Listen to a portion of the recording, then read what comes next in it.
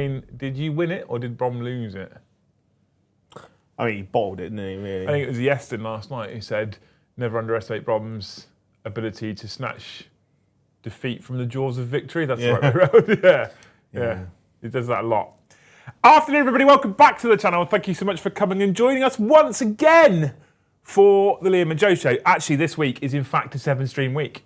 Is it? We're actually doing the 7-stream schedule. We're doing what is, I'm hoping, going to be more often than not, the common stream schedule. I do more than 7 streams.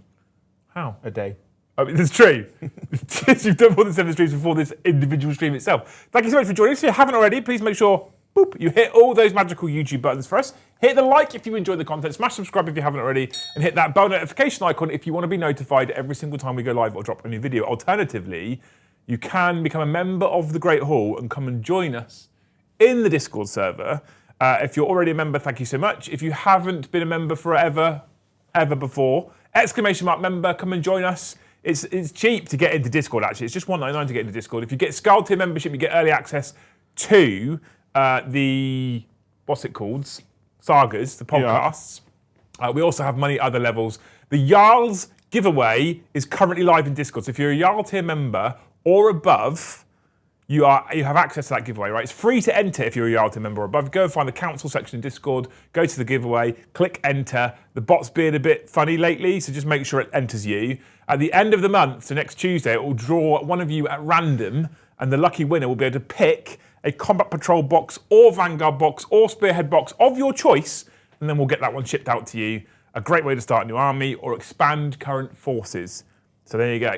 There's also obviously other tiers. The one that I'd like to encourage everyone to join is the Only Thanes, which is WhatsApp for all of us, and me and Joe and Kyle and Eddie are all in there as well. And Brom and Paddy are a bit more private, so they're not in there. Yeah. But we're all in there, engaging with the beautiful Thanes who are beautiful people all the time. All the time. Apparently there was a balanced data slate today. There isn't a balanced data slate today. It says it's been updated today. It will say it's been updated, but there isn't actually a balanced data slate. There's no changes. Oh. They're only done points. Right? I was like, that's new. So let's talk about that quickly to start with, actually, because it's fresh news, hot off the press. Yeah, because we are shills for Games Workshop, according to that one guy. We're massive shills for Games Workshop, according to the guy at the start. They pay us to do everything. I was in a meeting yesterday at 1800 PM in the evening with Mr. The Games Workshop about today's changes. If you check the download section on the Warhammer community page, there's an updated Munitorum field manual. Last night, they also updated the Legends section. Orcs have got some stuff that's gone Legends, namely Grot tanks. Yeah. But they've updated the Munitorum field manual. And there's a swathe of points changes. Brief conversation with GW yesterday in the meeting, trying not to consistently and regularly always do rules changes. So this time around, it is a points change and nothing else. And they're trying to get into this routine of doing a points change, then maybe doing some rules changes next time, then doing some points changes, then doing some rules, and going into their normal kind of operating. They have done tons of rules changes in balanced data slates in the early stages of 10th edition to fix the state of it. That's their words, not mine, which is really, really good. So there's a ton of points changes in that Munitorum field manual. There's some confusion for some people. For example, the Custodes points changes show everything is down. Everything is down. Now, I've updated my app already, and if you go onto the App Store, and you go if you're an iPhone at least, you go into your account and you scroll down to refresh, it will then give you a Warhammer 40K app update, press update, and it will do it, and then it's new points. If you're on Android, you have to hold down the button, and there's a little eye next to it, you press on the eye, and then you go to View in Store, and then you go to View in Store, and then you press the update button. So you can force an update, basically. It hasn't come through naturally already. The Custodes one is slightly confusing. Everything all one's the same, but the Custodian one shows all points drops, but it shows points drops against the Codex, not against the last Munitorum field manual, and that's confusing because none of you yet have the Codex. You've all currently... So I wrote a list for tonight for Custodes. My list has dropped 20 points. So I don't think it's a significant drop as everyone thinks. Like, Trajan dropped 10 points. My Chaos Space Marine one went down by like 90 points. My Tyranid one, which I was going to run on the weekend, went down by 100 points. Yeah, there's a swathe of points changes. Admech, so I've just seen Ord 08, Ord Fate, that's what we'll call him, right? I just said, yeah, Admech got even cheaper.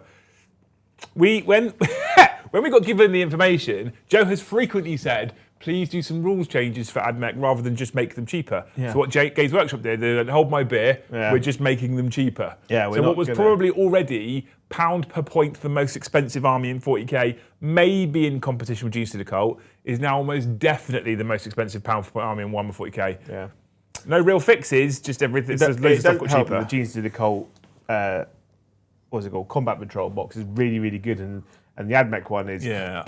I reviewed all the Combat Patrol boxes last night quickly, a quick scan. I went, Genius of the Cult doesn't look that great, not bothered by it. And the comments section told me off. It's really it's good. really, really good. And I was like, I'll be honest with you, I said this, I opened up on the comments and said, I don't know fuck all about If Genius you of the buy Cult. that Genius of the Cult box 3 times, you've got the core of an incredible army. Yeah, I was like, I don't know Genius of the Cult at all, so I'm happy to be proven wrong here. To be fair. But they just made the points changes. There's not a lot to talk about really because it's just a bunch of points changes. Eldar got hit with a couple more points increases on certain units, not a massive surprise.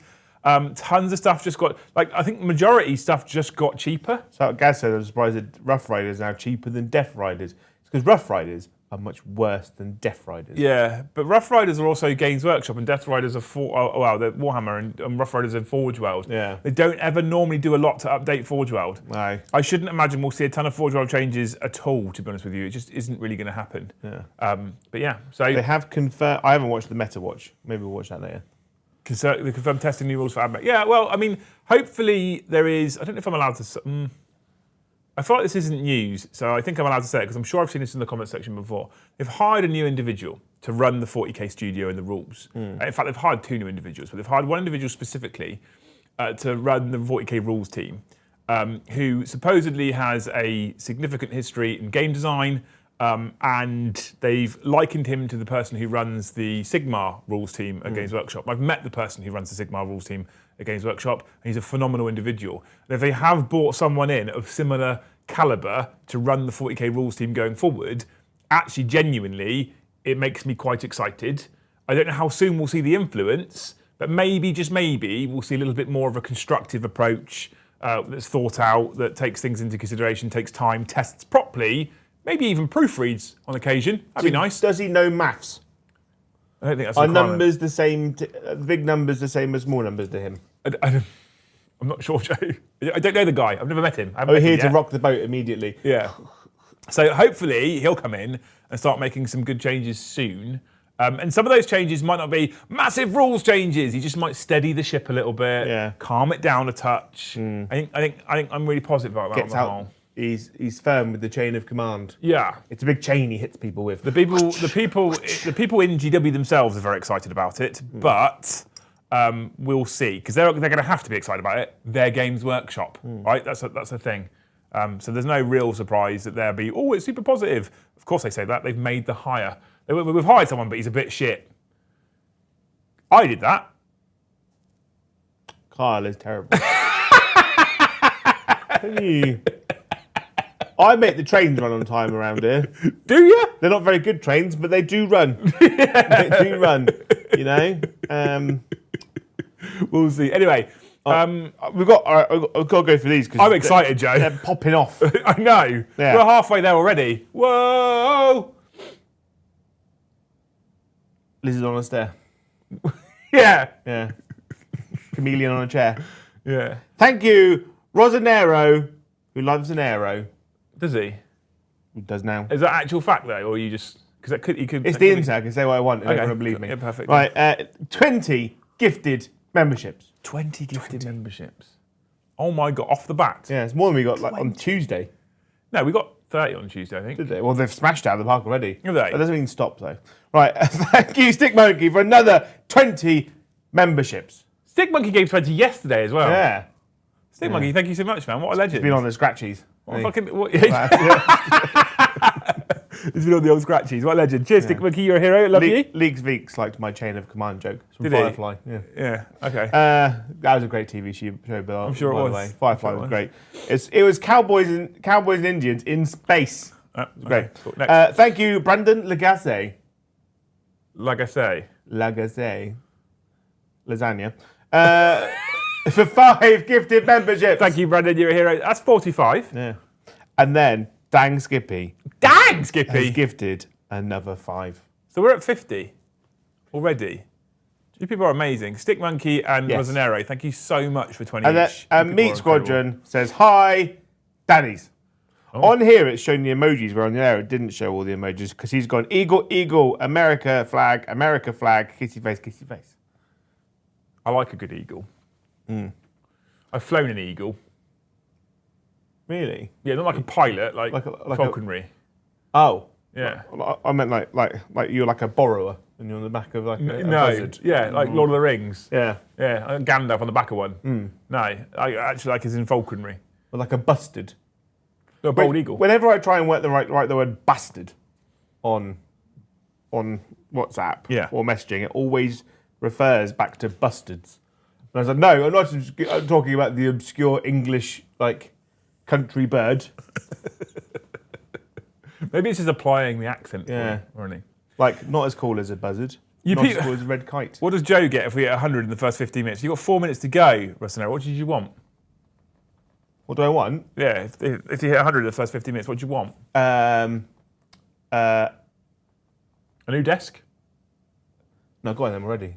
Let's start. Don't tell her that, Joe! No, a computer monitor, the size of that one. No, that's not going to happen. That one there. That's not going to happen. I don't know. That one. He doesn't like the pressure now. Do you need a computer monitor? I do, but I'm going to get one from a charity shop. No, you're not. Why? I'll get you a computer monitor. No, I'll go to a charity shop. Go down to British Heart Foundation. Well, the one in Warminster is closed. It's going to be McDonald's soon.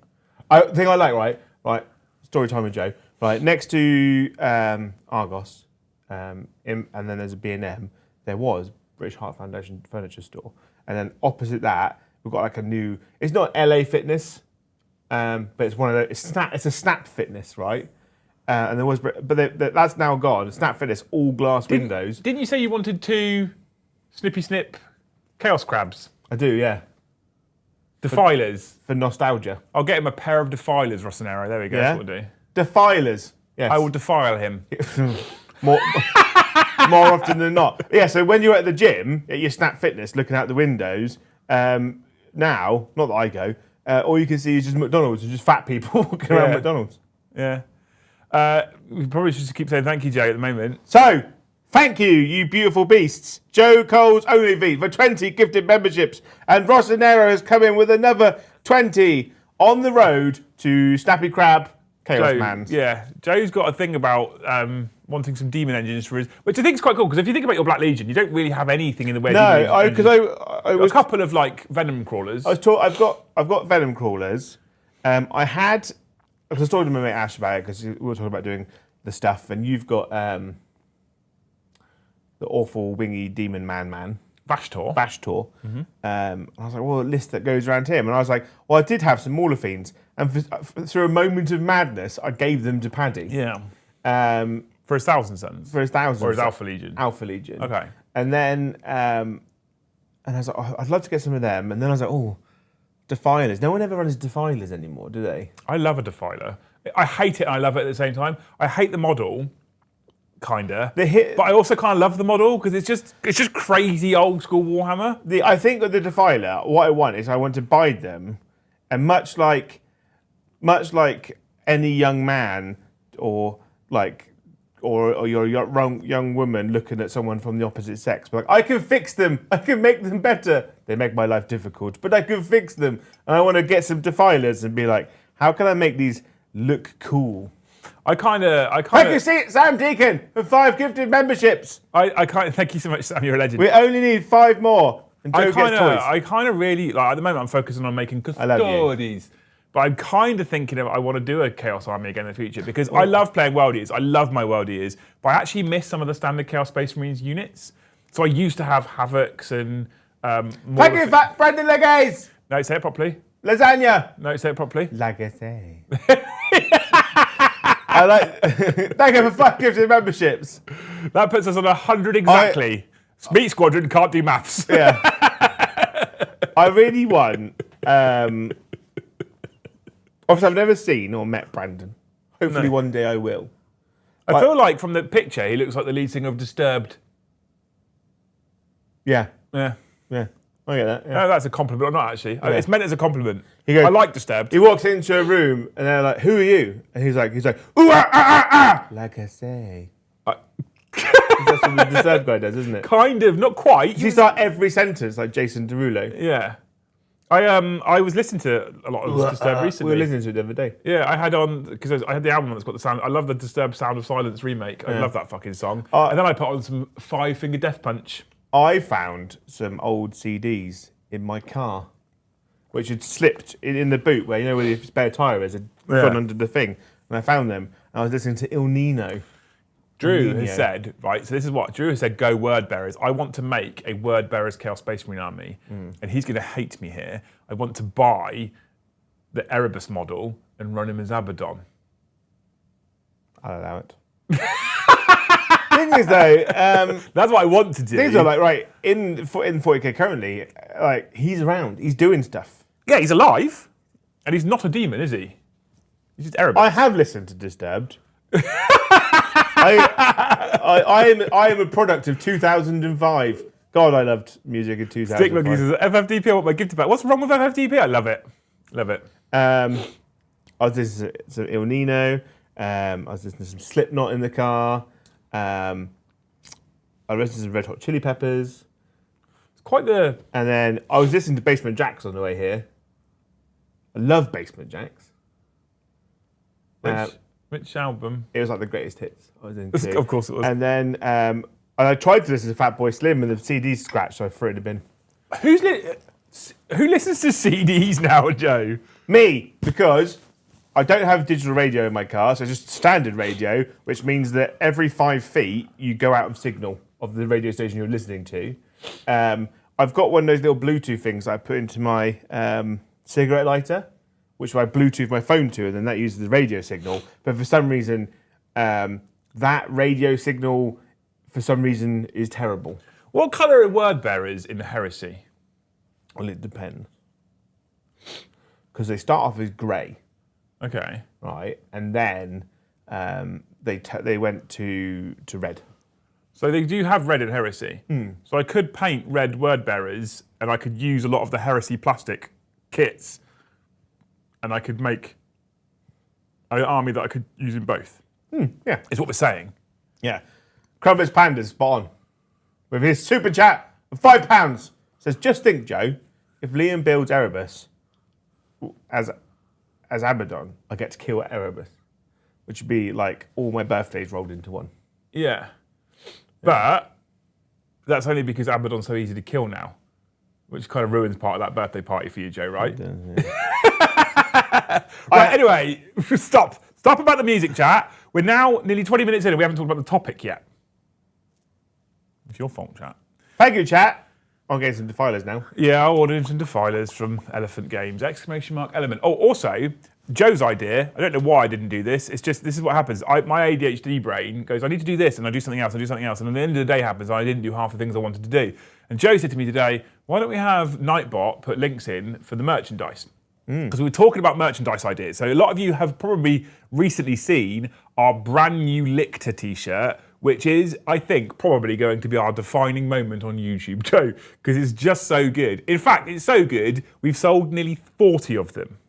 Yeah. There's a lot of people that have bought Lictor t-shirts. And I'm like, I want them on mugs, I want them on hats. He wants them on everything. I want them on hoodies. If you want them on hats, hoodies and mugs, let me know, and I might make them. If you don't want them on there, I won't bother with the time. But that t-shirt is phenomenal. And we were talking about web stores and stuff like that and how I'm trying to develop our merchandise range. And I'm trying to make generic 40k t-shirts or generic hobby t-shirts in general that also not necessarily are channel branded so that anyone can wear them. And that's kind of, I think that's like it's like, they call it evergreen content for 40k where it's always relevant. Yeah. Like, it's like evergreen merch. Like, it doesn't matter about the actual channel. You can not like the channel and still want to buy the t-shirt. Like, that's kind of the point, really. And I'm developing the Shopify page and trying to add more products to it and make it like look more professional and have everything in the one place. And then I said, the only problem I have is, and the merchandise page is liamdempsey.store. Really easy to find, right? The only problem I have is the raven.gg stuff I can't put on that merch store because they print on demand direct from Raven. I was going to close Raven down until they offered me the custom design, and then when they showed me the custom design, it was so nice I kept Raven. I was like, that's the problem is I've got 2 different places. Joe's like, well, why don't you just use Nightbot?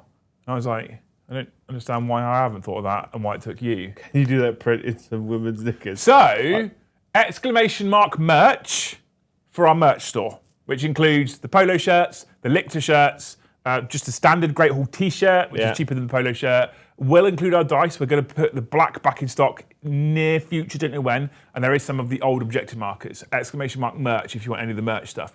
Raven, R-A-V-E-N, Raven, for the Raven store. That'll take you to the homepage of the Raven store. Hoodies, zip up jackets, and the sports shirts. I'll be straight up with you. In terms of quality, the Raven stuff's my favourite. It's beautiful quality. But it is expensive. In terms of profit margin, I've just told you Raven's my favourite. In terms of profit margin, the Raven stuff makes us less. Like we make about $2 to $5 per Raven product. Tempted to lick. What was that? Yeah. Oh, you've seen the Nightbot command. I thought you liked that one. Oh, I've not seen that yet. Oh, that's great. Oh. So get a lot of mileage out of Lictor, aren't we? So the Raven stuff's my favourite stuff, but we make less money on it. Everything that's a printed T-shirt that you see in the merch store, we make slightly more money off of it. Not a lot, but slightly more money off of it. But it's a print, so make sure you follow the wash instructions and don't ruin that print, so you don't have to buy another one. And the polo shirts are very limited in terms of stock because I have to buy them in and hold them as stock. Everything else is print on demand. Okay, cool, perfect. Right, today's topic, 21 minutes in now. We're going well, chat. Today's topic, right? We talked about this a few times throughout the week that we were going to talk about this. I think this is an interesting subject. Most of you will know, in fact, that just over 2 years ago, I think it was, just over a year and a half ago maybe, Games Workshop announced in a bit of a sudden sort of shock an agreement with Amazon to bring Warhammer to the big screen. It was the day before DempseyCon. It was the day before DempseyCon in Element, yeah. And they agreed to bring Warhammer to the big screen, right? Okay. I was fucking both incredibly excited and terrified by this at the same time. So on the one hand, I was excited because Warhammer Plus has never really fulfilled what I wanted from Warhammer on the big screen. No. There's some cool stuff on there. There's been some cool animations, but it's just kind of a bit meh. And I'm not the world's biggest fan of animated-based content, if I'm being straight up open and honest. I would rather watch an actual series like a Game of Thrones or something like that. We were watching South Park before we went live. Yeah, South Park's different, Joe. That's just classic. Yeah? Like the new Custodies book. Wah! Yeah, that one. that right? one, yeah. So I was both excited because I want some actual kind of what do they call it, like live action 40K based content. Yeah. But I was also a bit terrified, and the reason why I was a bit terrified was because how do you do it? Like I don't think we've ever really seen it done well. Yeah, and Amazon to that point had a bit of a up and down relationship in terms of creating content from films and books. Yeah. Yeah. So yeah, exactly. So that made me a bit nervous. I personally didn't like Rings of Power. I wasn't a big fan. There's another thing I watched on there that I wasn't a fan of either. I can't remember what it was. There's a few things I'd watched. I was like, it's not terrible, but it's not got me really excited. Then a year later, Valrak put a video out saying it's dead. It's not happening. And then, like literally 3 days after, they put an announcement out saying they'd signed the contract finally. Yeah, I liked that moment. That's one of my favourite moments. That was a great. Any video that requires Valrak having to apologise for leaks that he's put out, brilliant. Yeah. So that was then confirmed, and they also mentioned that Mr. Carvel was involved in the content and was going to probably be one of the executive producers. Blah blah blah blah blah. Right. Perfect. Okay. Sweet. Happy days. Still the same for me though. Still excited. Also nervous. Yeah. Now, at this point, I was a little bit more on the excited side of life, simply because having Henry Cavill involved, who I don't normally put, in fact, I've never put in thumbnails or titles because I don't want to just gain clicks from his name. That being said, having him involved and the relationship he had with the Witcher series on Netflix gave me some promise. Yeah. So when the Witcher series started to divert away from the Witcher original narrative, Henry said, I'm out. I'm not doing this anymore. I don't want to be involved. Right? And that gave me some promise. Like he needs or wants at least it to be these projects to stay true to the law. And he's apparently a big 40K fan. Okay. Again, for me, slightly more of a positive than a negative. Also, by the way, whilst we're at it, ton of stuff online. Henry's walking away from Games Workshop because they've announced a female custody. Please, people, stop believing everything you read on the internet, for God's sake. Yeah, it's not It's not true. I honestly, I really feel like sometimes just creating a leak account for a laugh. I think it's come from someone's gone for a clickbaity like, let's shit on Games Workshop for the decision. What can we say that will like negatively affect them? Yeah. And they go, Henry Cavill hates it, and then there was posts that basically attacked him. Like apparently it was his idea. There is madness. There is absolutely a possibility that I'm going to be proven wrong, but I don't think it would also do particularly well for Mr. Cavill's PR if the second they announce a single female custodian in the Codex, he walked away from Warhammer. No, I don't think that would do well for him. Notoriously famous for being an exquisite gentleman to ladies. Yeah, notoriously famous for being a sexist pig. Absolutely, yeah. Sexy bastard. Yeah. So before people start putting in the comments, what about Cavill? Leave it here. That's not happening. Please, it's the internet. Spend some time, do some actual research, apply some common sense. I know it's hard for people that read things on the internet, but try and apply some common sense. He's doing the new Highlander film. Is he? As well. I didn't know that. But he's a big fan. I absolutely love Highlander. And his caveat was like, we're going to do it. Obviously, we're going to change it a bit. Yeah. In terms of like cinematography, the action scenes and stuff. But they're going to stay true to the narrative. That's cool. Into it. Yeah. Okay. So, a little bit more excited because he's involved, and as far as I'm concerned and aware, he's going to continue to be involved. So I don't think that's ever going to change, right? Perfect.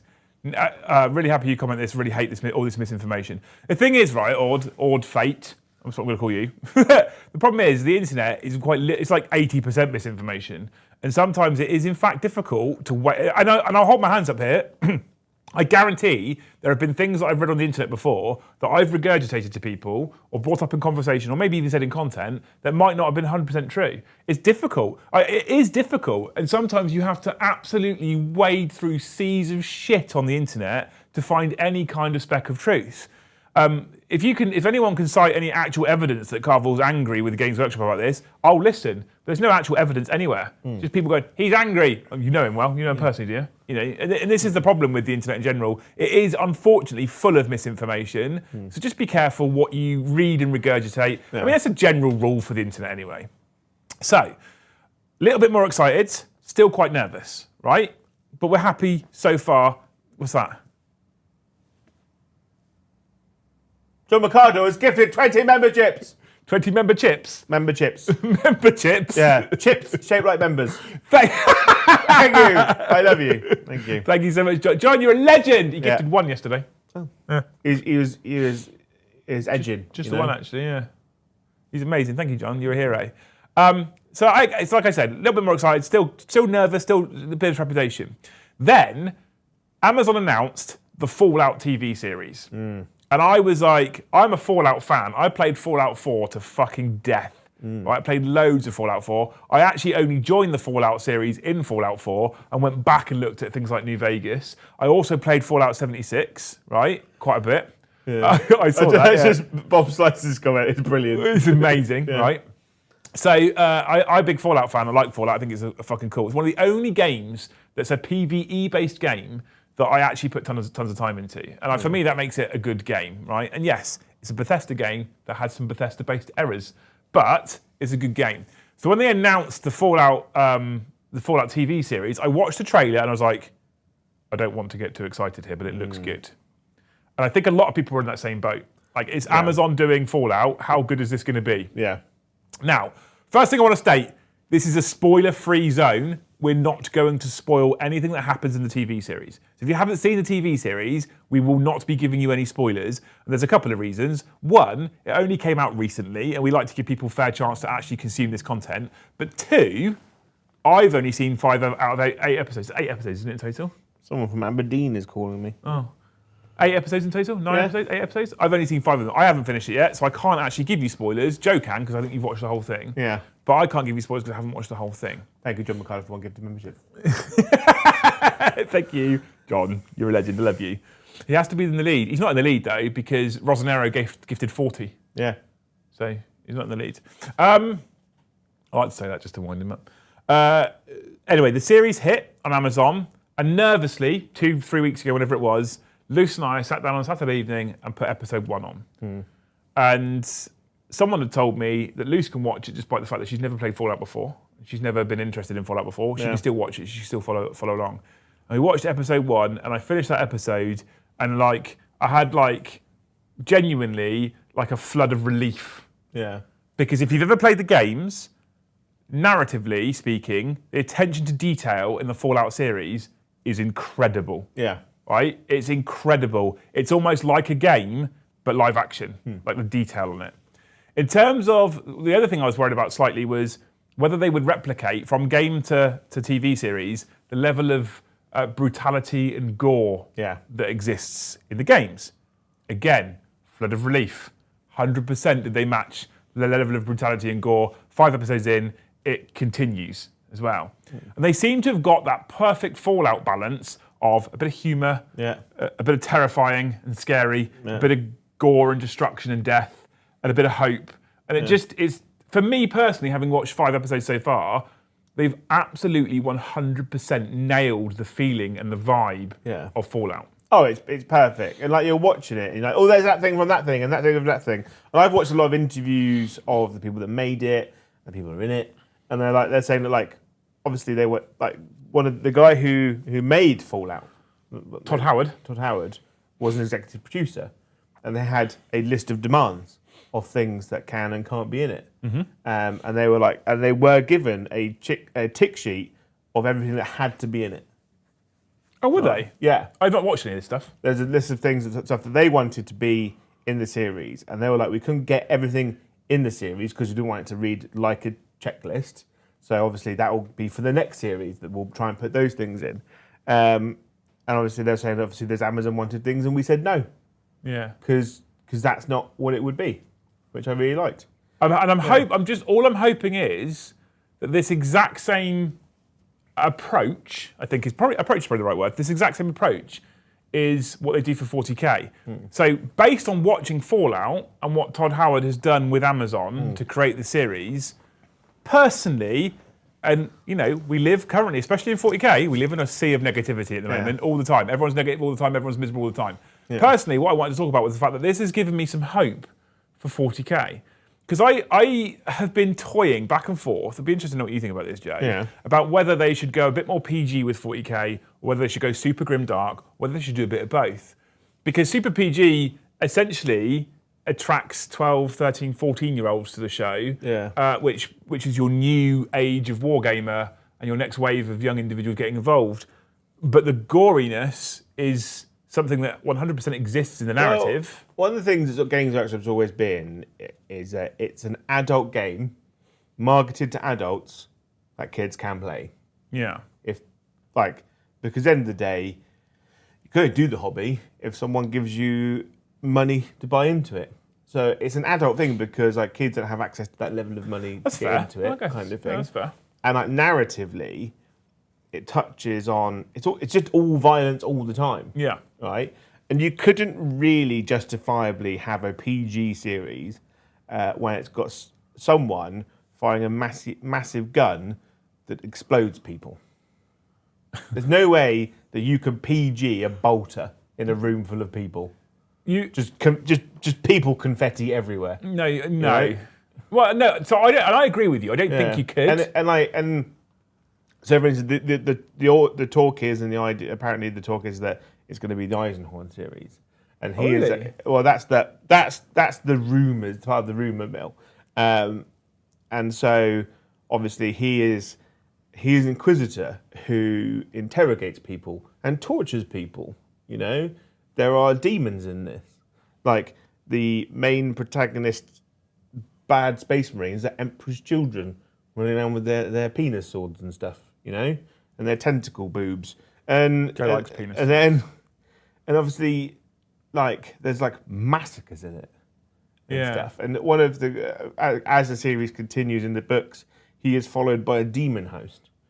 So, and the only way he creates demon hosts is by having newly dead corpses and then putting a demon in it. I'm legitimately excited about a visual representation in video form of the warp and demons. Yeah.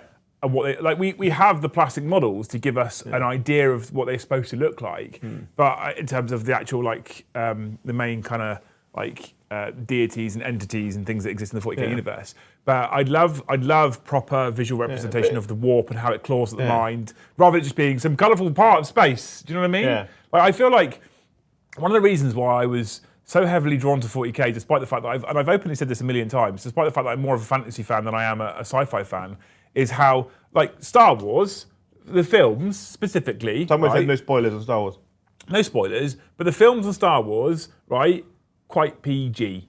Very. No swearing. Not particularly graphic, not particularly grimdark, not particularly disgusting at any point whatsoever. And there's a reason why the laser swords cauterise the wound when they cut through. Star Trek, pretty PG, right, on the whole, you know? It's not really that graphic, it's not really that violent, there's no real swearing. Like, that is probably, honestly, one of the reasons why I'm not really bothered by either of those. Yeah. I've watched all the Star Wars films. I've openly never really watched anything Star Trek by one of the two of the more recent films. And it's just because it's like, it's not grim dark enough. You then interrupt with Game of Thrones, for example, very graphic in places. Yeah.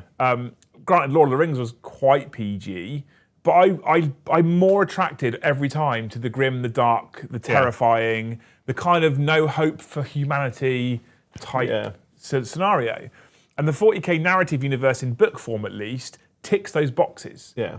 And I really want to see that translated onto the screen and represented correctly, so you are terrified almost watching it, borderline a horror. Yeah. You know. So I'm going to change my opinion on something. Oh. Right. And this is quite a big U-turn for me. Oh. Because of Fallout. Abaddon's tragic. No. Oh. Right. So I don't want it to be based on an existing book anymore. Right. And this is because of Fallout. This is because of Fallout. So the thing about Fallout, for people that haven't played it or watched it, is that it's about basically what happens is there is a nuclear war and people go into these vaults. See, into vaults, they're called vault dwellers. These Fallout shelters, and they're there for like 200 years, basically, and then they come out. This is generic Fallout narrative, by the way. Yeah. This isn't. And then they come anything. out, and the stories are always based on a lone survivor or someone from a community going out to get something from the surface because they need it, right? And then it's the experience of the player is essentially that person's experience seeing this world for the first time, right? And the good thing about Fallout is there are hundreds and hundreds of these vaults all over the world, right? Yeah. Because Vault-Tec is a global corporation. But the game's currently very, very much point towards America. It all tends to be about North America. It's California, like I think there's like one in like Washington. It's all there's Nevada. Obviously, there's Vegas and stuff. So it's all desert and things. And the great thing is that because there are so many Fallout shelters, right, there's boundless possibilities for games, isn't there? Really? Yeah. Well, arguably unlimited. Yeah, unlimited. Because they never tell you how many shelters are made. Yeah. So in the games, like you're from Vault 101, Vault 111's in it, Vault 11, Vault 13, and then when you're in the game, you do explore other vaults around, but you never see all of them, right? So the new series is based on Vault 31, 32, 33, or 30, 31, 32. 31, 32, 33. Yeah. So, and that's it. So it means that if they did another series that's like a spin-off, it can be in an entirely different vault. Yeah. With new characters, but everything is kind of thematically the same. And because of how they've done it with the series, is that they can establish new lore in a different time, in a different place, but still see how things have happened in the games. Yeah. Well, I get it. So I think with 40k, I kind of don't want them to do a book like Eisenhorn, because I've got an established idea in my head what they look like, what they sound like, how they act, how they talk. Yep. Right?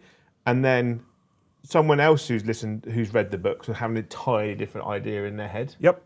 And that's the beauty of book reading. That's the great thing about books, right? Yep. It's got to the point now, if I read a book that that's in a series that I've already listened to audiobooks for, I might actually read the voices in my head, like Toby Longworth or Jonathan Keeble. I've done that. right? So that's how it's affected things for me. So if they go, here's an entirely new storyline happening in a part of the place, right? And if they want to have Henry Carver as a Custodes and he goes out into the universe with a female Custodes, I don't care. I just think like here's a new story, here's a new line of models, and they can do whatever they want with it. So to start with, I said originally I want them to do something original. Yeah. I 100% agree with you. I want them to do new original lore. Yeah. I would actually really like them to have a ADB or a Dan Abnett or someone like that, like just on hand to help them get it right, essentially, right? That being said, I think I'd be less fussed about Games Workshop and Amazon making a TV series based on a book than I would be about Fallout, and I'll explain.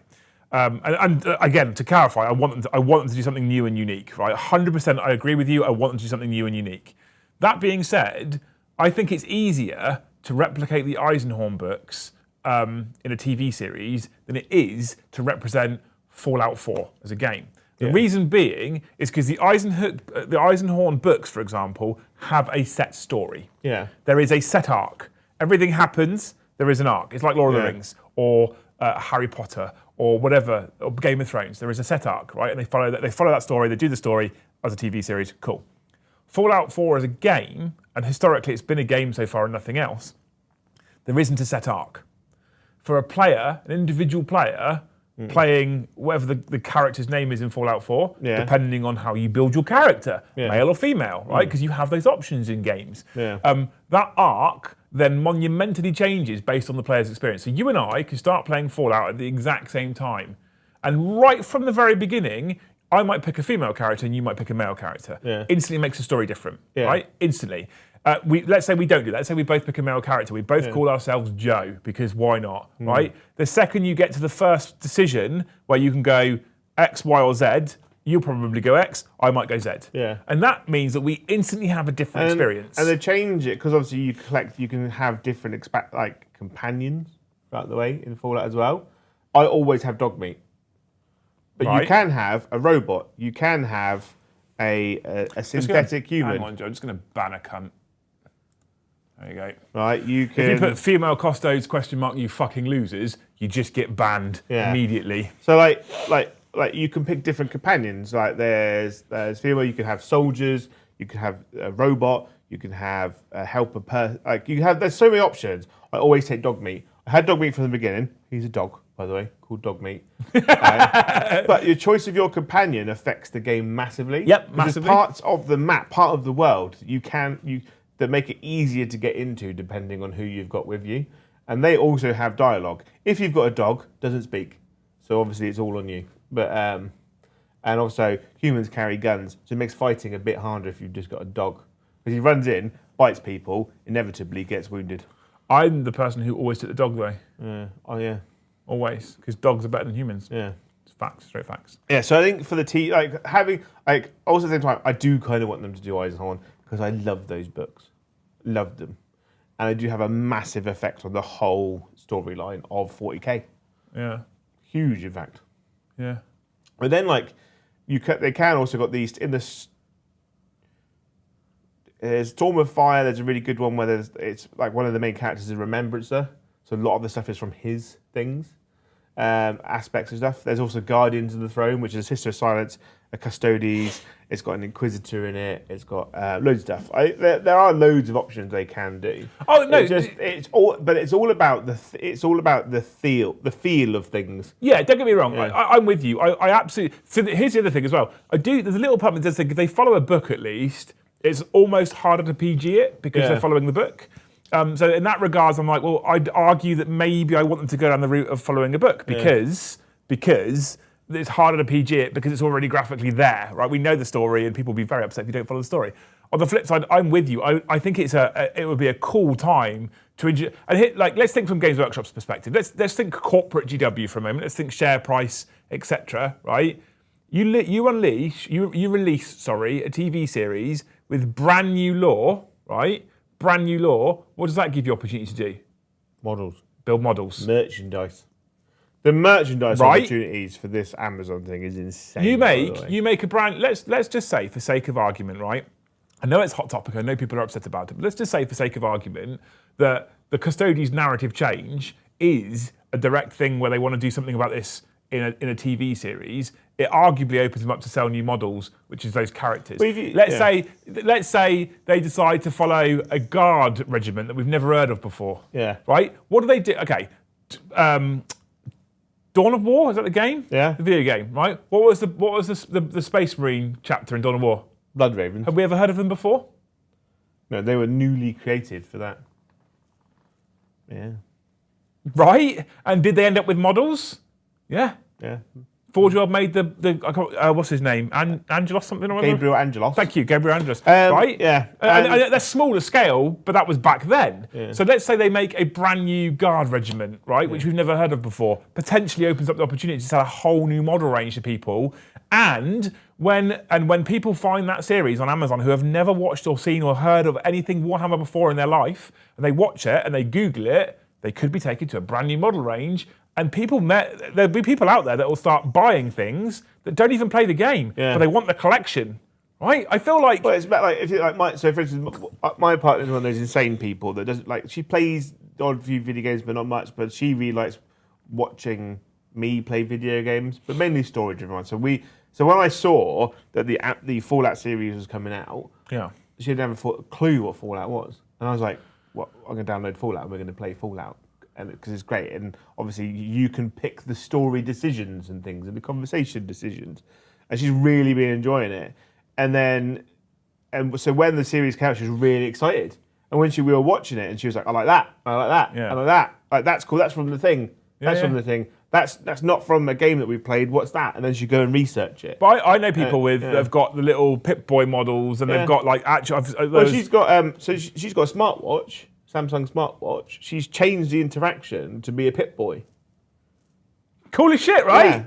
Yeah. Because people get into this stuff. And that's like my partner who like a month ago didn't know what Fallout was, and now she loves it. She plays Goat Simulator. It's one of her favourite games to play. It's Goat Simulator 3. Have you played Goat Simulator? No, Joe. Your boys must have. No.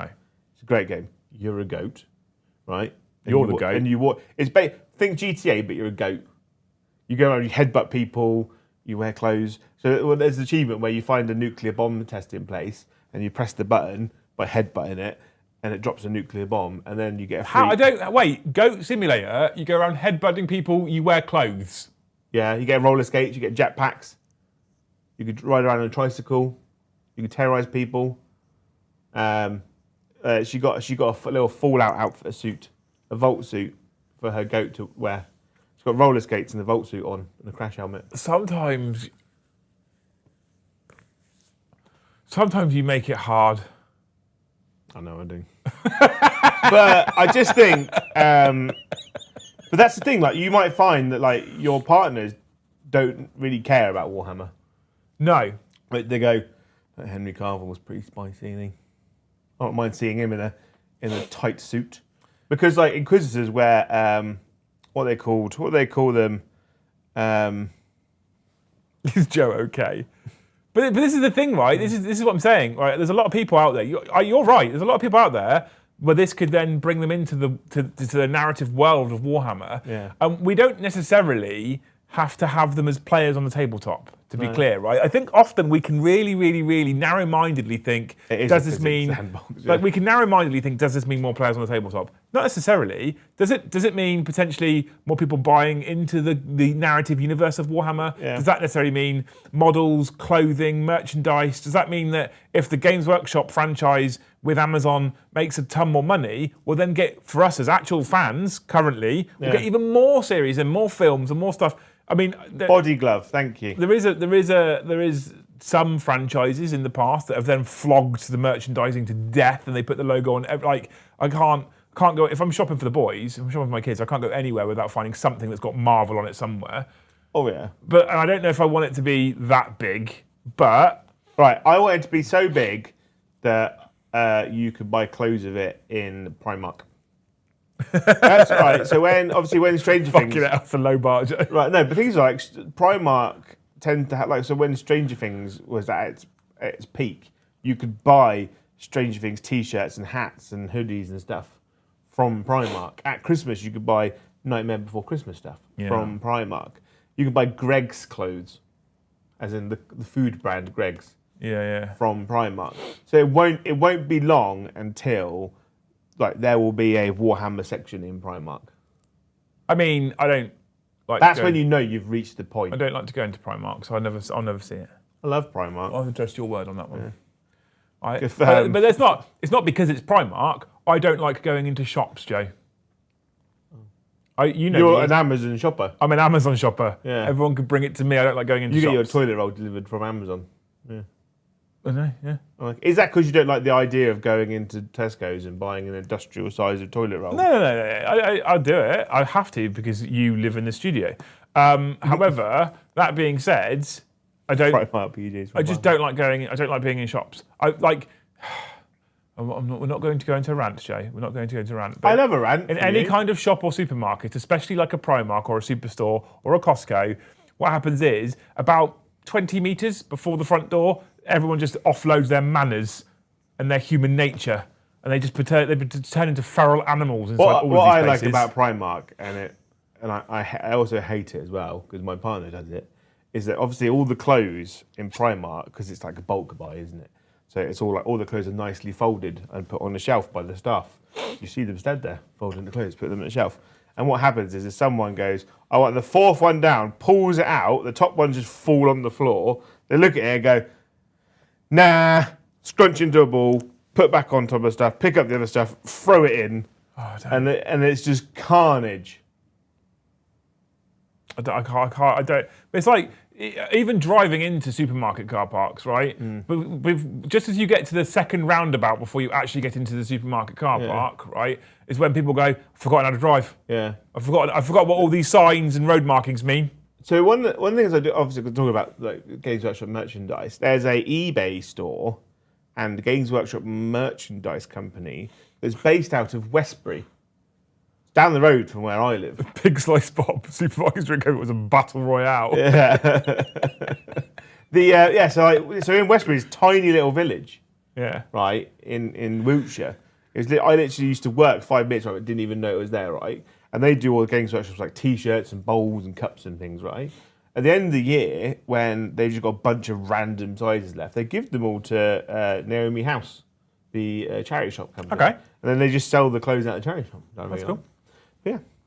Merchandise is cool, isn't it? Anyway, chat, let's know what you think. I am more positive because of Cavill's involvement and the fact that with what he did with The Witcher, because of the Fallout series. I mean, so what you like about Fallout itself as a franchise, I think that what's happened in terms of the visualization, the televisualization of the Fallout series is a positive.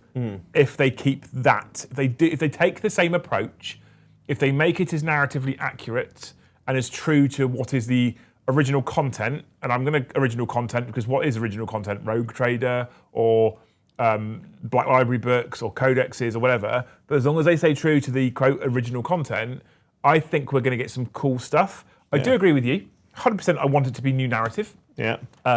If they announce it's going to be new narrative, I do then become slightly more nervous again. Yeah. If it's current narrative, I'm slightly less nervous because that narrative's written. They can't diverge so far. There's more control. Yeah. Also, I'm not, because obviously one of the things that people are concerned about with live action is how a Space Marine translates to television. It doesn't bother me though. She's like 7 foot tall. Yeah, but Lord of the Rings. I know, but it's like I look watching the Fallout series. They've got massive power armor. Which looks right. Yeah. It works. It's done really, really well. It doesn't look stupid on the screen. Power armor in Fallout makes me happy for Space Marines in 40k. But again, Lord of the Rings, right? You've got, what's his name? He played Gimli. Fuck me. John Reese Witherspoon, who played Gimli. Yeah. It's the beard that gave it away. Yeah. Who's like a 7 foot dude who plays a dwarf. Elijah Wood, who's a normal sized human who plays a hobbit. And then Ian McKellen, who's another normal-sized human, who's probably the same size as Elijah Wood, who plays a wizard, and they got the sizing right. So it doesn't really, I'm not massively concerned about Ratlins, Ogrins. But what I don't want to see is loads of CGI. as weird as that sounds. Agree. So if you look at the expansion of Lord of the Rings, for example, right? The first 3 Lord of the Rings John films, Rhys Davis, thank you, Sick Monkey. the first 3 Lord of the Rings films, there was a bit of CGI. They used a lot. They'd actually created groundbreaking CGI for that. But a lot of it was all real armor, people in the room. When you see Gimli, the hobbits, like Gandalf, all on screen, they're all there. Obviously, some of the hobbits are children dressed up, but if you look you at can deal with it. But then you look at the Hobbit, right? Yeah, Ian McKellen, this is because this conversation goes. Ian McKellen hated it. He said in interviews because he was sat in the little Hobbit hole, surrounded by all the dwarves, and in the film it looked all right.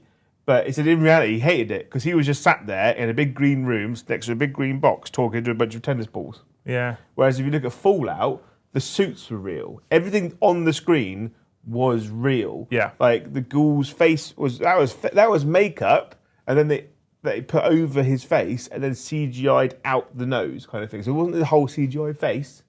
They just removed items from his face. Yeah. We don't want another Rebel Moon, 100%. No. 100%. I've not watched Rebel Moon yet. Anywho, we do have some stuff from Chacho. Thank you, Kev Thacker. Says, never played Fallout, only watched the first episode on Prime and loved it. And that's what I like about it, right? Yeah, but again, this gives me hope for 40k. Yeah, this is, right, a lot of shows come out nowadays and you watch an episode and you're like, this is awful, right? Most people can tell in the first 10 minutes whether they're going to watch the rest of the first hour, you know? Because the quality is terrible. You watch that, it's just all good from the beginning. The bit of the kid's birthday party with the thumb, that was like, as a start of a show, you're like, this is amazing. No spoilers, Joe. Right. But yeah. Right. Yeah. It's incredible. Yeah, do you know what it does do? That first episode of Fallout is one of those things where it sets the scene perfectly for nobody who knows what Fallout is. Yeah. And that is kudos to them. Yeah. They went, we could just build a series designed for our fans. Yeah. We don't really have to explain anything because it's designed for our fans. Or episode 1 is set the scene. Yeah. And they fucking set the scene really well. Go, 10 minutes, after 10 minutes, he's like, you're all caught up. You know exactly the same as everyone else now. Yeah. Done. And also, it's not a spoiler, because it's part of it in the adverts, right? Is when the main character, Lucy, is describing herself for an interview. Yeah. She's describing herself in the same way as character creation in Fallout, which is appeased me on so many levels. On just like really just, but people really don't basic. People don't know the games. It doesn't People negatively doesn't impact them mean either. anything to you. No. But it's just her describing herself. She's like, I know who she is. I know what she does. But as someone who plays the game, I was like, wow, that's like secret in depth. Yeah. Basically. Yeah, absolutely. I agree. And I think this is what excites me about Warhammer. I'm hoping if they do the same thing, if they do the same job, the amount of people that might watch that have never, like, we're not the target audience for that kind of first episode, right? Because we were invested anyway. The amount of people that might watch that first episode and be like, this is cool. I want to watch more of this. This is something I'm interested in. No spoilers, Joe. As often said on the show, Joe still has difficulties not spoiling anything. He frequently spoils my bathroom. I do. Yeah. I do. But the fact that we could have a series potentially where people watch the first episode having never had any real exposure to 40k before, but they might have seen my special toy soldiers on a tabletop, might then watch it and go, I want to watch more. Yeah. This is exciting. Yeah. You know? And the thing about if they do the Eisenhower ones is that it's actually written. It's not a memoir because he's still alive, but it is it's not an author, but basically it's him talking about something that's already happened. Yeah. And at the start of the book, he describes himself as if he's having a conversation with someone else. It's great. So hopefully, if they can bring that across, that would be great. Yeah. Thank you, Kazarin says early Witcher was the same for me. A love letter to the short stories, especially. Also, Joe spot on. E.g., if bolters equal SMGs in video games, I'm out. You don't want tiny little bullets. You want someone with a full auto grenade launcher. Yeah, literally firing a little warhead. Yeah. Yeah. Thank you, Xylate, for 1 gift of membership. I hope, did I say that right? XYLATE. Yeah. Xylate, correct. Thank you. Liam's desperate blinking eyes confirmed Mr. the Joe is the goat. I did say that to you. You missed it though. Yeah. I said you're the goat, and you just kept talking. I just thought you were just stating the fact. Wow. Humble. I love Goat Sim. It's one of those games I could play for about an hour and then be like, I'm done now. I've consumed all my goat needs. There is Raccoon Simulator coming up soon as well, which I'm looking forward to. Is there? Yeah. I love a raccoon. The only raccoon I like is when Cartman plays one. Yeah. And that's as much as I can say on TV. Without getting cancelled. Yeah. Thank you, Joe Cole's Only Feet. Sometimes he does make it hard indeed. Those feet. Yeah. Yeah. Those hobbit feet. There's all of them. That's all of them. Amazing. You people are incredible. Are we going to do the other thing now, which people are talking about? What's that? The points. We talked about it at the start. Did we? Yes, Joe, you were here. Are we not going to go through the... let's be honest. Every other channel on the internet's going to talk about it for you. But the thing is, fair enough, people are going to do this.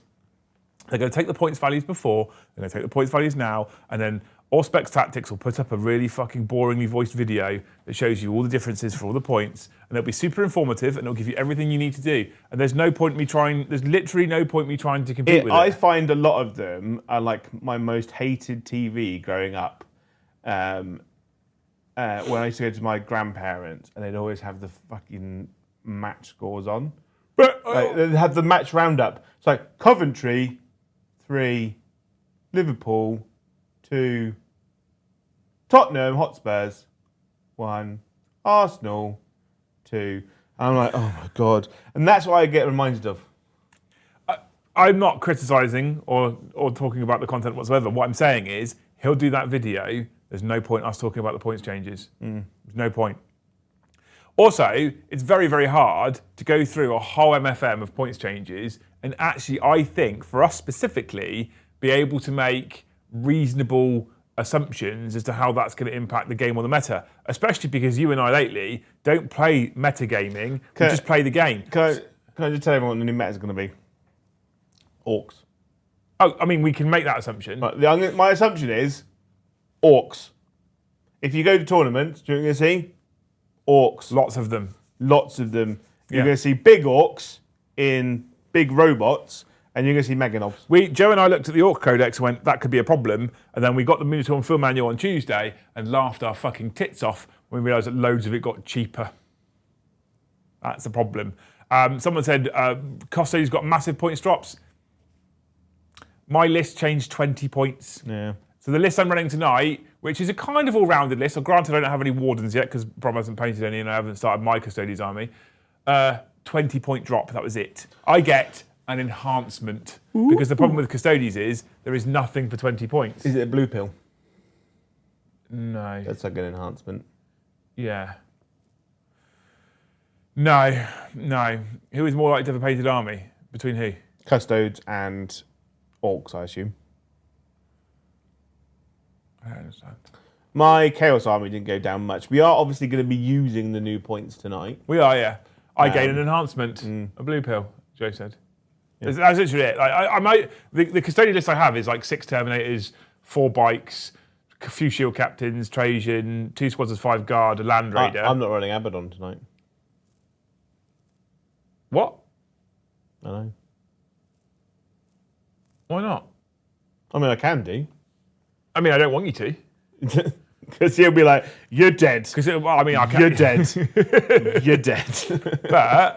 but you always take Abaddon. I know, but I'm bringing the new Night Lords models I painted, so I tried to make a more Night Lords thematic army. Stick monkey. Oh, well, at least you can make the most of those 20 points by changing your equipment. Fuck off, Sean. To be fair, orcs do look a smidge undercosted. I think they are, yeah. Honestly, I think they are. You guys are way better off playing games with the armies that got changes than breaking down the changes. This is what I'm saying, right? Art of War will probably do a a thing where they talk about the power or the strength of armies post points changes. Yeah. They might even do like a grading system post points changes. Auspex Tactics will probably put a video out explaining all the points changes. Other people who are more invested in the competitive scene specifically will probably do a far better in-depth analysis about the points changes, and those people can probably be bothered to go through and go, this went up by 5, this went up by 10, this went down by 5. I just couldn't, I don't fucking care. And if I don't care that one unit went up by 10, honestly, another unit went down by 5, if I don't care about that, what I'm not going to do is I'm not going to give you guys good, interesting, engaging content. We've been live for an hour, so if you've been sat watching us for an hour, you've probably not been looking at social media. I would imagine everyone and their dog has posted it on social media. Yeah. So I know if I can't make, and if I can't make fun, interesting, engaging content for you about it, because I'm not interested and it's a bit boring, I won't make content about it because it's not fair. The Lion's 300 points, right? Oh yeah, the Lion went down to 300 points. Abaddon's 10 points more. I know. A Nightbringer is 290 points, I think now, 295 points. 300 points for the Lion is mad. Thank you, Star Pilot, for 20 gifted memberships. John's done 21 star. Just showing you that. Yeah, it might be late. Might be just. She wanted to compete with John though. So she said last week, I mean, it's a fucking bold move, Cotton. Yeah, that's an arms race you might not win. Well done for trying. See, Brandon just said Art of War is currently streaming a new meta stream. There you go. Yeah. There you go. Right? That's the, this is my point. So we're playing Custodians tonight versus Chaos Space Marines. Both have had points changes. We'll play those armies. We probably aren't going to notice a huge difference. The thing is as well, I think on the whole, if I'm honest, Games Workshop is now at a point where points are being tweaked rather than monumentally changed. Yeah. Right? It's now dialing and fine-tuning. Yeah. So I think for the majority of us, for most of us, going forward, we're probably not going to see monumental, shocking changes that really shift the meta around. No. Orcs, I think currently, I agree with you, is probably an exception. But I think what we're going to see is we're going to see tweaks here and there that, for the majority of us, we're not going to notice a massive difference. Thank you, Star Pilot, for 5 gifted members. I know. I think like some armies did it. Like I had two Flesh Terrors lists on my phone. Right. Yeah. One went down by 40 points. One didn't change at all. Yeah. Right. My Dark Angels got a lot cheaper. Yeah. Because I was running 2 Deathwing Terminator squads, 2 Deathwing Knight squads in the Lion, and they all got points drops. I did have the Flesh Terrors list that went down was the one that was just made of nothing but Terminators. So I wonder if I still have the list on my Battleforge. I just need to get 20 of the Leviathan Terminators and I'll be sorted. Dark Angels. 240 points for a Swarm Lord is banging. My last Dark Angels list that I took was Azrael, Chaplain in Terminator Armor, Librarian in Terminator Armor, Lieutenant Lionel Johnson Samael, a Brutalis Dreadnought, 6 Blade Guard, 2 squads of 5 Deathwing Knights, 1 squad of Deathwing Terminators, 1 Infernus squad, and 1 Ravenwing Black Knight squad. That's now 100 points cheaper. Yeah. My Tyranid list went down by 100 points, which is good. My World Eaters list without Angron went down 75 points. That's not bad, is it? That's all right. So there's lots of little... That's like 5 extra Berserkers you can slip in. My Knight list that I was working on hasn't changed at all. What else do we have? Tons of Eldar lists that I'll never get to use because the internet hates me. I've still got a list called Adrian, which is Thousand Suns. That went down like 40 points. My Thousand Suns list went down like 40 points. So some changes here and there, but mostly like the most that I've seen so far is around 100 to 150 points, which means you can get maybe another unit in, which is cool, but it's not going to change a game getting another unit in. So I think they're probably now in the stages of tweaking. But anyway, Star, thank you so much for 25 gifted. You are a beautiful human being, and we love you. Yeah, you can go back to bed now. Yes, we love you muchly. Storm drop is big. Yeah, Tyrannid's got some decent points changes. Actually, I'm very happy to see that some of the Tyrannid points go down because every time I make a Tyrannid's list, I'm always a bit disappointed. I'm like, oh. The Tyranids, Sam says there's so many builds for some armies like Tyranids, just depends on what you take. That's why Tyranids are glorious. There are so many builds for Tyranids, and they're really, really good for that, which is quite nice. And yeah, the app does auto update. Like, so you might have to go and force the update. We told you how to do that at the start of the stream. Yeah. If you don't know how to do it, iOS, App Store, right-hand corner, account, refresh, and then just press the update button. Yeah, and this isn't a Games Workshop shilling thing either, right? I absolutely love the app. I have one problem with it. No legends. No legends. No legends. Since they've added in Battle Bunker, Yeah. and they've tweaked Battle Bunker again, my only problem with the app, and I've had this conversation with GW directly, you were sat there when I had this conversation, it would be a perfect app if they changed two things. One of them they're not going to change. Don't fucking charge me just to make lists. Yeah. The other thing they could change, just put legends in the So app. this is the interesting thing, right? Have they taken, because obviously all the Orc stuff that went legends yesterday, right? It's all part of the app. So Orcs could take all of that stuff up until yesterday. They would have taken off, almost definitely. Right? Why couldn't they have just gone, right, this stuff is legends. We'll put a little symbol on it with a little L, you know? For loser. For loser.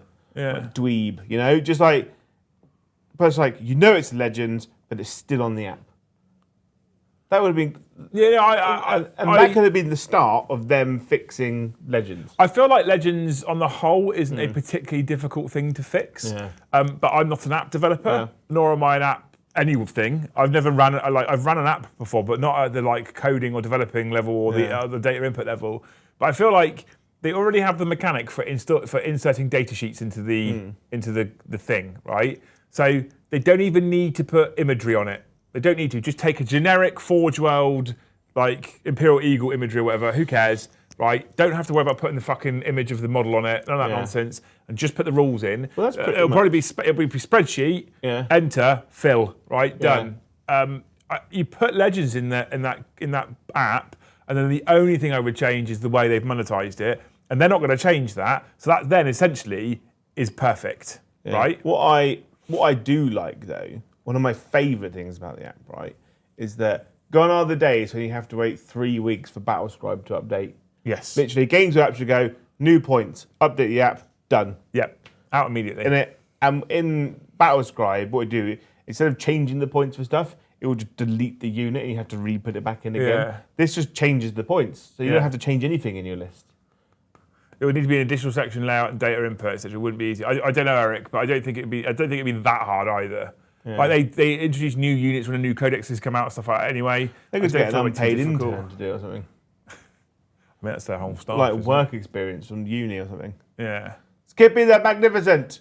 App needs legends, duplicate, save, export lists. That's in it. What? So exporting lists is in it. Yeah, duplicating units and exporting, saving and exporting lists is in there. Yeah, but can you duplicate a list? You can't. No, you can't duplicate a list. You can duplicate a You unit. can duplicate a unit, but he's put duplicate, save, export lists. Oh. So if you go into, let's use the Custodians list from tonight. If you go into your Custodians app part here, in the top right corner, there's 3 dots, export, and you have the list, right? If you press the little box with the arrow, you've then copied it to your clipboard. Or do you mean sending the list so someone else can import it into their app? Because you could do that with Battlescribe. You could, yes. Is that what you mean, Skippy? Because I'd like that feature. I'd like to be able to. It'd be really cool. It'd be really fucking cool, actually, to be able to like use like Bluetooth or whatever. Go to an event and be like, use Bluetooth. Right, honestly, hear me out, right? How very 2007 of you. Well, I can't use AirDrop, Joe, because you're a peasant who doesn't have an iPhone, right? So we'll use Bluetooth instead. It'd be cool if I could get. I'm like, are you on? You got the 40k app, Joe? Yeah, I've got the 40k app, Liam, because I'm not a loser. Cool, right? Here's my list. Boop. And then it turns up on your phone, and guess what? You can also look at all the rules I've got. Because you're not just getting. So if you export the list as is currently, right, you get the points value, what they're armed with, nothing else, right? But if you did that, you'd better see what trades you can do with this moment shackle. Yeah. Right? That'd be cool. I think what I'd like to see is integration of the Warhammer app and Best Coast pairings. Yeah. Because then, if you're at a tournament, you go upload list to the thing. So when you go look at your pairings, I'm playing this person, look at list, and then you basically get what's it called? Yeah, Stronghold or whatever it's called. Yeah, yeah.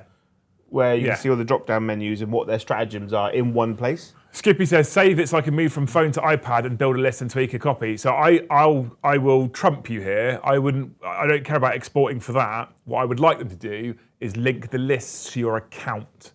So wherever you log in, your list is there. Yeah. That would be good. That would be really cool. Yeah. So if you have multiple devices, I could sit here on my phone, build a list, close it down, take the iPad to the table. I imagine that would it. Involve some kind of cloud-based saving, though, wouldn't it? Yeah, it would, and that's going to get expensive. Yeah, 100% it will. But I'm not now talking from a logical perspective in terms of app development or cost of GW. I'm just wish listing a thing I'd really like at this point, right? And this is we're talking about some pretty cool stuff right now because actually the fundamentals of that app is fantastic. It works. It's really, really good. Before I go back, says I'll never go back to BattleScribe. I tried using BattleScribe the other day to write a bolt action army list because they had some things that the website Army Builder didn't have. I tried using BattleScribe and I hated it. Yeah? Yeah. I haven't used it since 10th. Honestly, going back is awful. I still have it on my phone because people keep telling me it's good because Legends is in it. But I haven't used it. No. And I haven't opened it. I don't think I've opened it since 10th edition, if I'm honest with you. And that was the app it was the only app I used before 10th. It's like the 4K one is just faster, it's quicker, it's cleaner. Yeah. You know, it's just there, done. And again, harking back to what you said a minute ago, the fact that the article dropped for the points updates at 1 p.m. Yeah. And at 2 minutes past 1, I refreshed my app and it updated, and all my points had changed immediately. Yeah. It is fantastic. It's so good because, like you were saying before, BattleScribe would be 1.5 to 3 weeks. Yeah. Somewhere in there, it might update. And like when you export your list and send it over, it doesn't give like where BattleScribe used to do it. It'd be like 10-man unit of Space Marines, and it'd go Space Marine 1, bolt pistol chainsaw, Space Marine 2, bolt pistol chainsaw, Space Marine 3, bolt pistol chainsaw, and then it'd do that for every unit. So each army list was like that long. And then, so when the 40k app does it, goes like, cool, 10 minutes scored, 5 models, 10 minutes scored, 5 models, you know? And then it would go 4 times this. It'd give you a very quick rundown. So your list goes from like that to that. So when you send it to someone, I used to hate getting lists on my phone. On BattleScribe? From BattleScribe.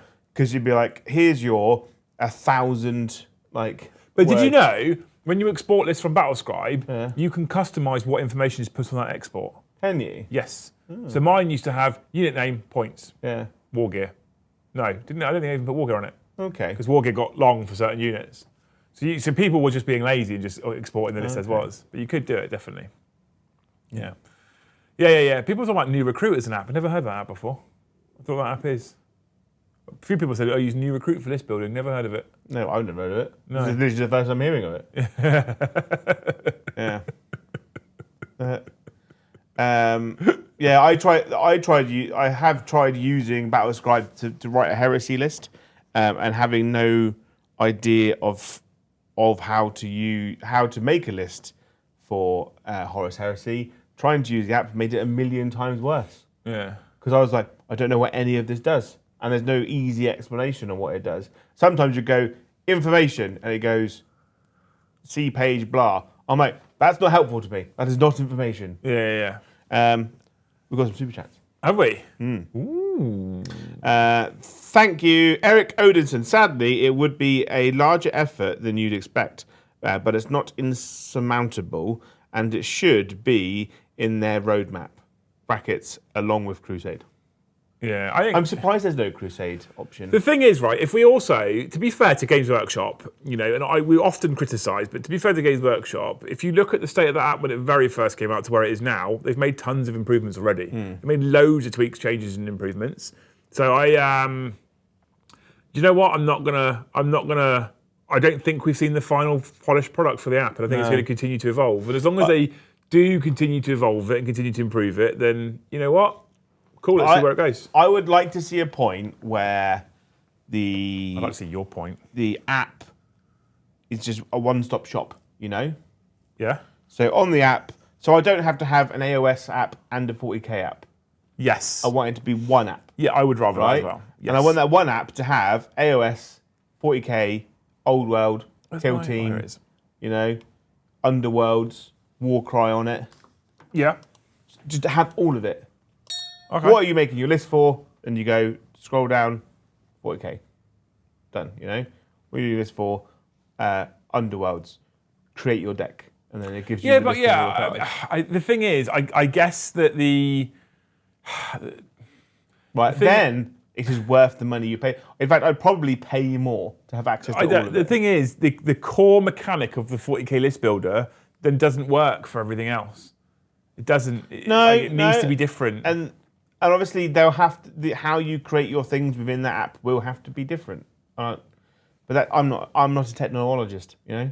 Yeah, because that becomes quite a big app then, because you'd have to have a drop down to select your gaming system, and then the core builder for every gaming system would have to change, and all the kind of what they're called, not data thingies that they pull from would all have to. It becomes quite a task. Yeah. I think in terms of like golden solution, Joe, 100%. Everything Warhammer in one app, 100%. In terms of actual execution, sounds incredibly difficult. Yeah. Yeah, but what? You can read it out loud, otherwise others can't hear it. I'm going to do Eric's one and then go back one. It says, thank you, Eric. Says, Liam needs to get on their brainstorming teas because you guys just brainstormed better ideas than they had in a while. A++. A++. Yes. Yeah. Well, I mean, the thing is, to be fair, Eric, as well, right, honestly, I feel like genuinely, if we're having these ideas sat here, they've probably got these ideas. Yeah. I know one of the guys on the app team. Yeah. Well, I know, I've spoken to him a few times. I don't know, know of him. them. I You know, follow I know them the in the person. streets. I know the individual, yeah, I know where he lives. And in the sheets. Like, he's not an idiot. If we're having these ideas, they probably already have had these ideas, and it probably already does exist on the roadmap somewhere. Yeah. I think that there's a little part of me that wants to say the words. I say loads. Communication. Just tell us that you're thinking about bringing it in. The problem is, if they say, "Hey, here's this feature we want to bring in," and they try and implement it and go, "This is too hard to make," they then have to break a promise. Yeah. Right. And although it's not a promise, Yeah. Or they go. you know what we're like? Yeah. They've said they're going to do this one thing this one time. It's now gospel. That's it. It's going to happen. And when they don't do it, we go, "You bastards! You promised us this." And we didn't promise. We said we're looking at doing that thing. We didn't say we're definitely doing it. You fucking promise. And that's where I understand why they don't then shout about what they're probably looking to do. So trying to give you I appreciate it, man. I genuinely appreciate it. Like it's nice to know often when we are talking sense because we do talk so much shit as well. A lot. But thanks, dude. I love you. Thank you. And then thank you, Brian Simpson. It says, I got my wife into 40k. Better painter already. Oh, Brig Brian? Yeah. That's not true, Brian. You're a beautiful painter. Things like if you think like women have been painting their fingernails from childhood, you know? So That is not where I thought you were going. what did you guys doing? I just Are we didn't gonna get in expect trouble? that comment out your mouth, Joe, quite No? frankly. No. Okay. I'd never get us into trouble. I only ever just speak Say the truth. yeah, Yeah. yeah, Yeah. yeah, We're always right side. yeah. Amazing. Yes. Amazing. Yeah, I mean, there's a few people that I know. Martin's in chat. He got his missus painting, and she paints stuff better than I ever have. Like, there's a few people that have got their girlfriends or wives or whatever into painting and have gone, holy shit, very good. Yeah. Yeah. And what I want to say to all these men is, they're very, very used to handling small objects. They're used to focusing on tiny detail. Yeah. Yeah. Yep. Because of the fingernails. Because of the fingernails. Yeah. Anyway, we've got 5 minutes to go, chat, before the end of the show. Thank you so much for hanging out with us, you wonderful people. If you've got anything you want to throw at us for that last 5 minutes, now's the time to do it. Okay. It's been a bit more of a close audience today, Jay. A close one. We haven't hit the 400, 500 people that we normally hit if we go, everyone at Games Workshop's bastards. We haven't done that. I find that people are more passionate when we can. I think probably going they're not talking about the points. Fuck off. Yeah, well, I mean, part of what will be going on at the moment is people will be more interested in the points than the Amazon TV series. Yeah. Which I get it. Yeah, everyone's going to be watching Art of War at the moment. Yeah. And that's fine. No, it is fine, 100%. Absolutely, it's fine. And, you know, if that's what you're interested in, go for it. It's just, I can't... It just makes you wrong. I just can't... I can't make that content because it would bore me to make it, so I wouldn't make good... Did you win? You beat John Star. You didn't beat Rossonero. Yeah. You gifted 40. So it depends on what you win. No, he gifted 70. Did you win the Star versus John war for this particular episode? Yeah. Yes. Did you win the Star versus Rossonero war? No. Martin says Claire loves the XL Series D. I'm sure she does. Yeah. I'm sure she does. Yeah. Is that why she's out most nights?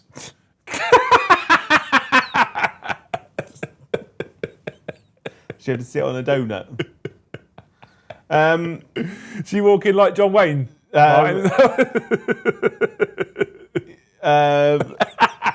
Joe's stuck. Did we want to talk about that wonderful comment that we got about Brom's army? No, that's a whole can of worms. 5 minutes to go. I mean, I just thought it because it'd make you angry. No, I'll probably bring it up tonight. Yeah. Yeah. Okay. I just fucking people make shitty comments all the time on YouTube.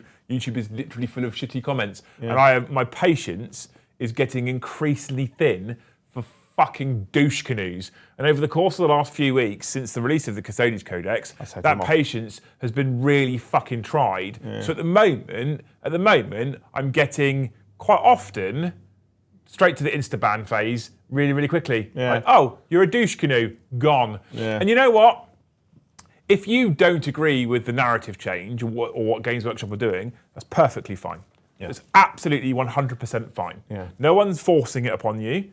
No one's forcing it upon you. If you don't like it, I have no problems whatsoever with whether you do or don't like it. Me personally, I'm ambivalent. I don't care. I don't like it. I don't not like it. I don't give a shit. I don't care what they're doing with that sort of like little tweaking narrative for that one faction on that one page. I don't really care. Do I understand why some people might be upset? Maybe a little bit. Maybe. But I don't really give a shit. I'm not really bothered. So when people come on the chat and start making fucking sweeping statements or shitty comments or just basically being vile human beings whilst they're hidden behind their little fucking keyboard, ban, fuck off, not interested. I'm not interested. You said you weren't going to talk about it. No, that wasn't... You just fucking went off on one. All right. Well, we're going to play Custodians tonight on the channel, and you know what? I'm not going to mention female Custodians whilst I'm playing Custodians. I just want to play with my toy soldiers and enjoy the game, and that's it. That's all I want to do tonight. And I have no doubt whatsoever, douche canoes are going to turn up. They're paddling up that fucking douchey river. And I've spoken to the mods already, and I said to the mods, just fuck them off. I don't care. If we lose 10 subs because you're banning people that are making shitty comments, right? I don't give a fuck. Yeah. Get rid of them. I'm not interested. Most of them aren't the sort of people that will be members or super chatting anyway. There was like one guy who came in earlier. Hey, it's that one guy who came in earlier and he said, female custodians, fucking losers. But gone. There's just no requirement for it. There's no requirement for that whatsoever. So that's the new stance. I feed trolls constantly, but if you're just a vile human, I don't feed you. I fuck you off. You just get banned. I just press the button and just let you go. It's like, how do I film 5 minutes? Yeah. To answer Sam's question, all my poos have been in toilets recently. Okay, good. Yeah. I'm more upset the way GW does these things. I said this, Stephen, on the streams last week, right? The way they did it, I think, was shitty, and I don't like it, and I'm not a fan of the way they did it. I don't like the whole... I have ripped... Joe will attest to this. I have ripped them repeatedly in 2 weeks. It's always been like that. I've thrown that at them a lot, to the point where I think they got a little bit sick of it. But, that being said... That doesn't, and I agree with you. I don't like that at all. I genuinely don't like the way they've gone about bringing that lore. I think there's some really cool ways they could have brought the narrative 100%. in, which would have been really fun and interesting and different. And you know, I think you would have still got the douchebags turning up. You would have still got the misogynistic fucking arseholes rearing their ugly heads. But what you probably would have done at that point is they're the only people that make all this horrible noise, and it makes it very easy to ban people. What you then don't do is you don't have the whole other group of people that have gone, Don't lie to me. Like, I'm okay with the law change, but don't lie and tell me it's always been that way, because it hasn't, right? And you just you end up from this much noise that goes to like this much noise, and that's, you know, most people then are on GW's side. Do you know what I mean? But you know, do you know what this has brought round? what I love. Internet fan fiction. Oh. Just... There's some fucking cool art that's come out of it. There's some cool art that's come out of it. There's some very, very strange stories. That one guy you banned earlier literally got a gifted membership as you banned him. Some of them, the giant golden mummy milkers is the one that tends to go around a lot. The muscle mummies ones going around. There's some very, very... I think some people probably need to reevaluate their stances on how they see women. And go out and touch some grass. Yeah, go out, turn the computer off and go and look out a window or something. Yeah. I don't know. My favourite... There's a little comic book series. Some of it's quite thirsty. There are some thirsty boys on the internet. But there's a great comic book series that someone has been slowly doing. I've seen it on Facebook a couple of times, where the idea is that the female Custodes is actually the changeling. Yeah. And the changeling is learning how to communicate with people within the palace. And it's great. She's wandering around and is always being surprised by Sisters of Silence because you can't see them. Yeah. It's great. It's a great series. Love it. Yeah. Cool. But I genuinely don't mind, and I'm happy to engage in conversations with people that don't like it and have adult grown-up conversations. And I'm more than happy to accept other people's points of views if they don't like it. Yeah. But when it just goes into being rude and slanderous and horrible, at that point you've lost me. If you want to have an adult conversation as to why you don't like this narrative change, we'll have that conversation, and I'll be open to everything you say. Everything you say. I might not agree with it, but that's the beauty of having opinions. Yeah. I don't have to agree with it. You don't have to agree with me. We don't have to agree with each other. We can still have a great conversation. We can still both love the hobby, and we can still carry on our normal days. But when people get offensive and insulting with it, I'm like, no, we don't have. We call it the Great Hall, and we say we welcome everybody. And we do welcome everybody. And we try and make it the most accepting, welcoming, safe space we possibly can for everybody. If you're going to turn up and just be a giant douche, that means that you're going to ruin that space for other people. So you're gone. You're out. Simple as that. Zero tolerance for vile human beings is the basics of what I've just said for over the last 5 minutes. Cool. Hope you guys appreciate that at least. Anyway, massive thank you wonderful people for hanging out with us today for the Liam and Joe show. Yes, we love you all. We are excited about what's coming narratively for 40k and what they might do for the Amazon show. If you've watched this on demand or you've got things that you want to say that we haven't picked up on, please feel free to drop it in the comment section after the stream. I do still read every single comment, and it helps me ban even more douchebags. It's great. So our numbers went up actually. Well, because I started ranting. You were mental. They're still going up, which I think is brilliant. It's like YouTube knows, right? Yeah. It's like YouTube knows. So big thank you everybody for hanging out with us. Huge shout out to all the gifteds people. Unbelievable number of gifted memberships. You're heroes. We love you. Thank you so much. And thank you for all the super chats and the engagement. Thank you for all the likes. You're lovely humans. We love you all. You're amazing. Unless you're a giant douche canoe, then you get a chance, and then you don't get a second chance. Simple as that. Tonight, Joe and I are playing. We are. Mr. Chaos Space Marine over here with no Abby the Don versus Mr. the Custodes with Trajan. Because why wouldn't you take Trajan, right? Especially now he's 10 points cheaper. Woo-hoo. So we've got some Custodes versus Chaos Space Marines actions for you tonight. I'm going to run the Shield Host attachment because I ran Auric Champions last week. We're going to run Shield Host tonight. It'll be fun. We're going to enjoy it. Mr. the Kyle will be on the deck running the show for us. So look forward to that at 7:30 tonight. At 8:30 tomorrow, I then have another episode of 40k After Dark, and I have ordered some more Vikings Bloods mead. Banging. Because I love that fucking stuff. Love it. Anything you want to say, Jay, before we go? Oh, I've had a wonderful time. I'm sure you have, yeah. It's been great. I just yawned, but tried not to show it, and kept my eyes open, and now I'm crying. Are you? And my eyes are watering. You're sad that we're going? I am, yeah. Yeah. You people are amazing. Thank you so much for watching. We'll see you in the next one. Bye, have a wonderful time.